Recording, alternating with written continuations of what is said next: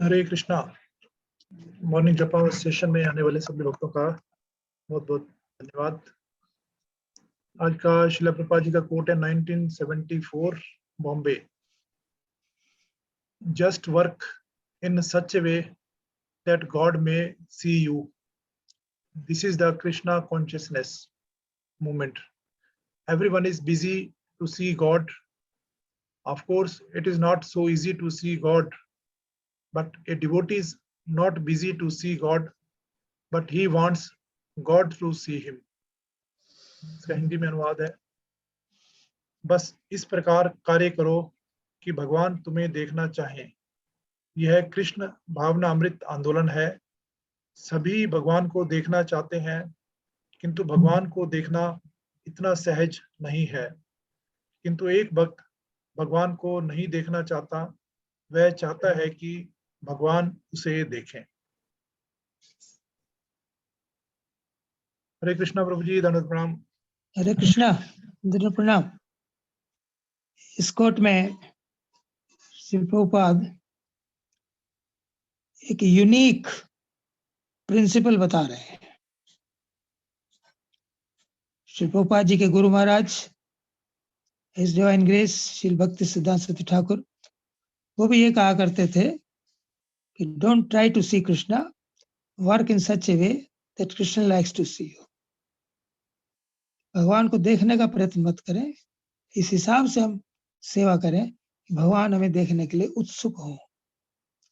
ये सिद्धांत गौड़िया वैष्णविज्म में ही मिलता है। बाकी सब जगह यही बताया जाता है कि भगवान के दर्शन करो, भगवान के दर्शन करो, ये करो वो करो, भगवान के दर्शन होंगे।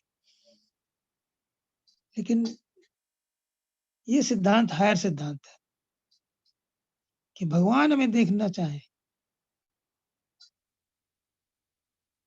यहाँ देख लीजिए, आप मान लीजिए प्रेसिडेंट को मिलना चाहते हैं, आपको कितनी अप्रोच लगानी पड़ेगी, क्या कुछ करना पड़ेगा, लेकिन आपको ये पता लगे कि प्रेसिडेंट आपको देखना चाहता है, आपसे मिलना चाहता है, तो how happy will you be. Similarly, a devotee, as Prabhupada says, he works in such a way that Krishna likes to see him. और वो मेथड क्या है, वो तरीका क्या है कि भगवान हमें देखना चाहे, वो है सेवा। भगवान की सेवा या भगवान के भक्तों की सेवा। जब हम बिना किसी भौतिक इच्छा के भगवान की सेवा करते हैं, उनके भक्तों की सेवा करते हैं, तो भगवान बहुत प्रसन्न होते हैं। वो भक्ति जो है उत्तम भक्ति कही जाती है। रूप गोस्वामी भक्ति स्वामी सिंधु में बताते हैं, अन्य अभिलाषिता शून्यम ज्ञान कर्मादि अनामृतम अनुकूलेन कृष्ण अनुशीलनम भक्ति उत्तम। किसी भौतिक इच्छा से रहित, ना कर्मकांड में उलझकर जिसका लक्ष्य स्वर्ग प्राप्ति है, न ज्ञान कांड को फॉलो करके जिसमें जो समा जाना है, मोक्ष प्राप्ति है।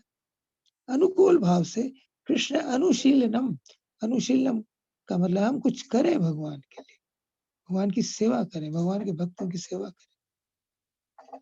और प्रभुपाद जी ने हमें क्या बताया करने के लिए, हम प्रचार कार्य करें, उससे भगवान बहुत प्रसन्न होते हैं। भगवान के लिए कोई भी सेवा हम करते हैं तो भगवान उससे बड़े प्रसन्न होते हैं। अनेकों उदाहरण हमें शास्त्रों में देखने को मिलते हैं कि थोड़ी सी सेवा से प्रसन्न होकर भगवान ने भक्तों को याद किया। भक्त तो भगवान को याद करते ही हैं, लेकिन भगवान भक्तों को देखना चाहते। श्री राम, उनका राज्याभिषेक हो रहा है, दरबार लगा हुआ है, बड़े बड़े ऋषि आए हुए हैं, राजा हैं, सब श्री कृष्ण की ओर निहार रहे हैं, उनकी ओर उन्मुख हैं। लेकिन श्री राम किसी को ढूंढ रहे हैं। सीता जी ने देखा, स्वामी सब लोग आपकी ओर देख रहे हैं, आप किसे ढूंढ रहे हैं? तो श्री राम ने कहा कि देवी तुम्हें याद होगा केवट था जिसने हमें गंगा पार कराई थी, और उसने कहा था, उसने हमारे से कोई उतराई नहीं ली थी। केवट का प्रसंग बहुत रुचिकर है रामचरितमानस में, रामायण में। वो भगवान को नाव में नहीं बिठाता, भगवान ने नाव मंगाई, नहीं आया, कहता मेरी एक शर्त है कि मैं आपके चरण धोना चाहता हूँ। उसने अहिल्या वाली कथा सुनी थी। तो लक्ष्मण ने कहा कि भैया ये देखो आपका कहना नहीं मान रहा, कैसे आपका भक्त है। श्री राम ने कहा ये जो मंगलाचरण इसका अयोध्या में ही हुआ था। मैंने आपको कहा था तुम यहाँ रह जाओ, तुमने मेरा कहना माना। सीता जी को मैंने कहा था तुम ना चलो मेरे साथ, तुमने मेरा कहना माना। उसने मेरा कहना मानना, कोई बात नहीं, ये भी नहीं मानता। तो कथा लंबी है। तो उसने भगवान को पार उतार दिया, और जब पार उतार दिया तो श्री राम के पास देने के लिए कुछ नहीं था। सीता जी ने देखा राम की ओर, उन्होंने अपनी अंगूठी उतार कर दी, और श्री राम ने उस केवट को अंगूठी देनी चाहिए, अंगूठी उसने लेने मना कर दी। देखा राम, हम दोनों एक ही बिरादरी के हैं। लक्ष्मण को फिर क्रोध आया, उसने कहा हम कैसे एक बिरादरी के, हम क्षत्रिय हैं, तुम साधारण केवट हो। केवट कहता कि मेरी और तुम्हारी बिरादरी अलग है, लक्ष्मण से कहते हैं, लेकिन राम की और मेरी एक ही बिरादरी। वो भी केवट है, मैं भी केवट हूँ। राम बड़े केवट है, वो भवसागर से पार उतारते हैं, मैं छोटा केवट हूँ, गंगा से पार उतारता। इसलिए एक बिरादरी के व्यक्ति दूसरी बिरादरी के व्यक्ति से कोई मेहनताना नहीं लेता, इसलिए मैं कुछ नहीं लेता। बड़ी कोशिश की भगवान राम ने, उसने कहा कि हाँ एक बात है, जब आपका राज्य तिलक होगा, आप राजा बनेंगे, उस समय जो भी आप देंगे मैं सहर्ष स्वीकार करूंगा। तो वो बात भगवान श्री राम को याद है, और राज्य तिलक के समय वो केवट को ढूंढ रहे, वहां सभी थे, हनुमान जी थे, अंगद थे, जामवंत थे, नल नील थे, लेकिन केवट उन्हें नजर नहीं। तो केवट को भगवान याद करते हैं, और केवट के लिए अनेकों उपहार भगवान श्री राम भेजते हैं, किस लिए कि केवट ने उनकी सेवा की थी। इसी प्रकार भगवान श्री कृष्ण इस धराधाम से अपनी लीला समाप्त करने से पहले उन्होंने उद्धव को बहुत बड़ा ज्ञान दिया, जिसे उद्धव गीता कहा जाता है। उद्धव ने ज्ञान प्राप्त किया, भगवान धराधाम छोड़कर चले गए, उद्धव चले। उद्धव की भेंट विदुर से हुई। विदुर ने पूछा, तो ने बताया कि श्री कृष्ण इस धरा पर नहीं है। तो विदुर ने कहा कि उद्धव तुम कितने भाग्यशाली हो, भगवान ने जाते हुए तुम्हें कितना बड़ा संदेश सुनाया, तुम उनके साथ थे जाते जाते। मैं कितना दुर्भाग्यवान हूं कि मैं भगवान के दर्शन नहीं करता। उद्धव ने कहा विदुर ये बात नहीं है, तुम मुझसे अधिक भाग्यशाली हो, क्योंकि श्री कृष्ण हर समय तुम्हें याद कर रहे हैं। वो कह रहे थे उद्धव कितना अच्छा होता है इस समय विदुर भी यहाँ होते। एक बहुत बड़ी बात है ये, श्री कृष्ण विदुर को याद कर, क्योंकि विदुर भगवान श्री कृष्ण के बहुत बड़े भक्त थे, और उन्होंने पांडवों की बहुत सेवा की थी, सहायता की, उनको लाक्षागृह से बचने का उपाय बताया था, और भी कई एडवाइस वो देते रहते थे। पांडवों के वो संरक्षक थे, गार्जियन थे। इसलिए श्री कृष्ण जब दुर्योधन उन्हें अपने महल में 56 भोग के लिए बुलाना चाहता था, तो श्री कृष्ण ने कहा कि नहीं, मेरा निमंत्रण उद्धव के विदुर के घर है, विदुर ने बुलाया नहीं था उन्हें। कितनी बड़ी बात है, एक साधारण व्यक्ति के घर पे कोई राजाओं का राजा ये कहे कि मेरा निमंत्रण उसके घर है, कितना बड़ा सम्मान है ये। तो भगवान अपने भक्तों को देखना चाहते हैं, उन्हें सम्मानित करना चाहते हैं। इसी प्रकार श्री चैतन्य महाप्रभु की लीला में हम देखते हैं, महाप्रभु जब सप्त प्रहरी प्रकाश दिखा रहे थे, अपना विष्णु रूप उन्होंने दिखाया, विष्णु आसन पर बैठे वो, तो उन्होंने सभी भक्तों को जो उपस्थित थे वर मांगने को कहा, अद्वैताचार्य को कहा, मुरारी गुप्त को कहा, श्रीवास को, सबको जितने भी थे। फिर उन्होंने कहा कि श्रीधर को बुलाओ, श्रीधर को याद किया। भक्तों को पता नहीं श्रीधर कौन है। महाप्रभु ने कहा कि श्रीधर जो केला या केले के पत्ते या फल बेचता है, वो इतना नगण्य था कि लोग उसके नाम भी नहीं जानते थे, केवल उसे खोला बेचा श्रीधर कहते थे, जो केला या केले के पत्ते बेचता है। तो चैतन्य महाप्रभु ने उसको याद किया। वक्त गए, उसको कहा कि तुम्हें महाप्रभु बुला रहे हैं। महाप्रभु ने उसे क्यों याद किया? क्योंकि महाप्रभु निमाई पंडित प्रतिदिन उसके पास जाते थे। वो सरल व्यक्ति था, महाराज युधिष्ठिर की तरह सत्य बोलता था,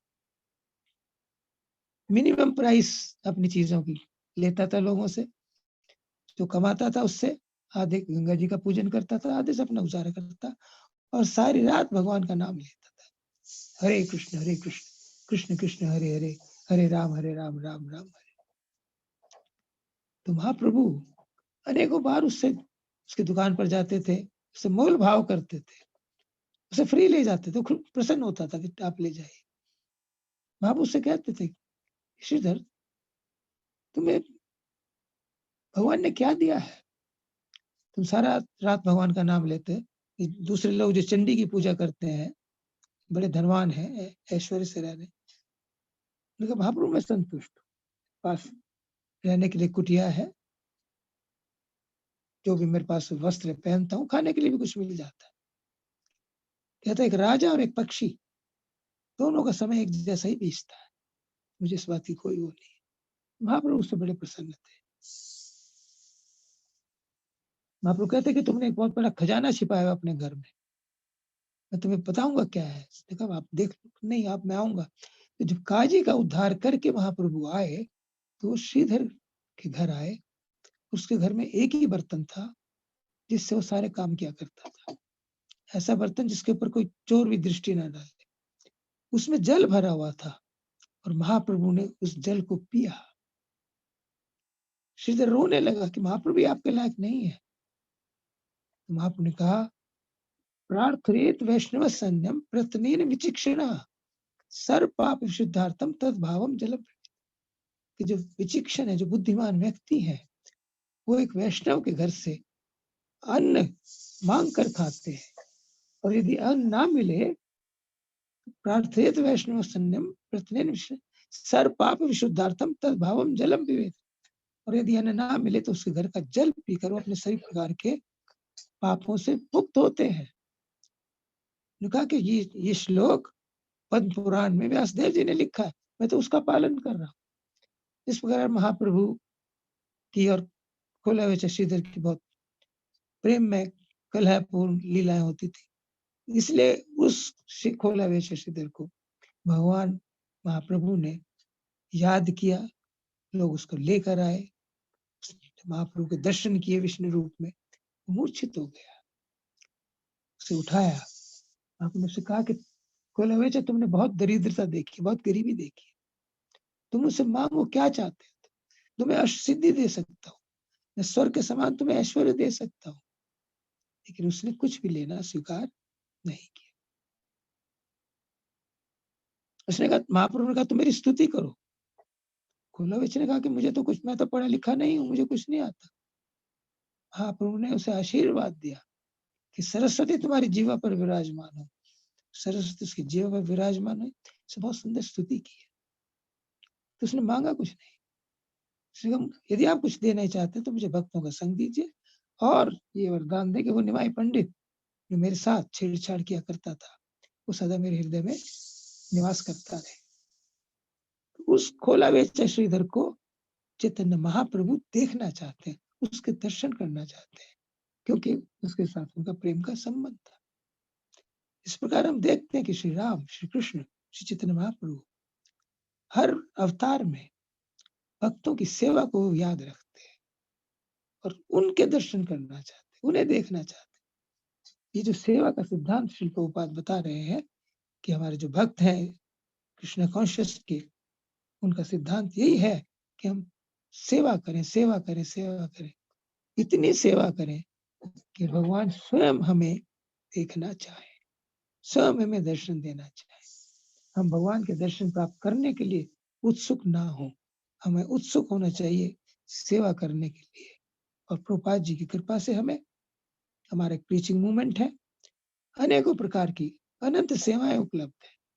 जैसी भी हमारी क्षमता है, जैसी हमारी रुचि है, उसके अनुसार हम यदि सेवा करते हैं और अपनी साधना, हरे कृष्ण महामंत्र की 16 माला के जप, 4 नियमों का पालन, भक्तों का संग, प्रसाद ग्रहण करना, यदि हम इस प्रकार का भक्ति में जीवन अपनाते हैं, निश्चित रूप से प्रभुपाद जी के आशीर्वाद से, उनकी कृपा से हम जरूर भगवान को प्रसन्न कर सकेंगे और एक दिन भगवान हमें देखना चाहेंगे।